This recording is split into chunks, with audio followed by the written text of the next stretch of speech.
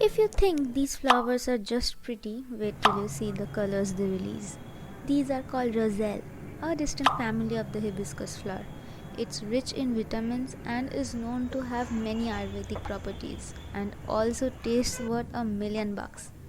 Oh, but don't just taste it raw. I mean, you can, but don't come complaining to me later. It's very sour. These berries are a natural source of pectin, a substance which helps to give a jelly like form to anything. Call it a substitute for gelatin.